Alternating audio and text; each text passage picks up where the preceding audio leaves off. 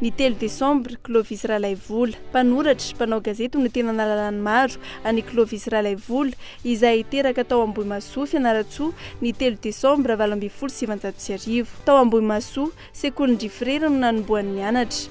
Nahazo ny diplôma ny CESD tamin'ny taona 2017.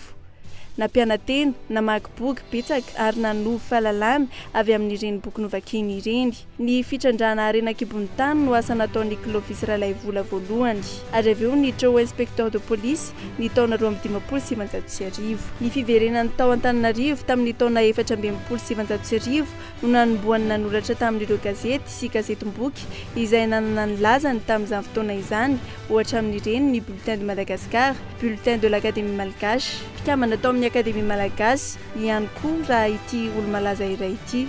Maro ireo asa fikarohana nataony, isan'ireo asa nanaovany fikarohana ny momba ny teny hoe Ramatoa izay nivoaka tao amin'ny Bulletin de l'Académie Malgache. Ankoatra ireny asa fikarohana ireny dia nanoratra tononkalo ihany koa izy toy ny Ririndasa Tsitsarona, Asanao ry elanelantany.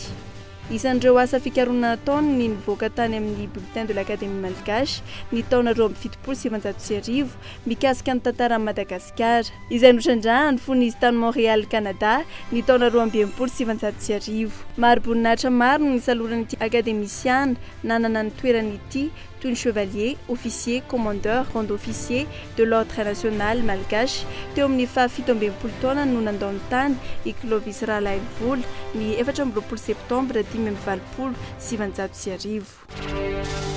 3 desambra andro iraisam-pirenena ho amin'ny fanafoanana ny fanandevozana.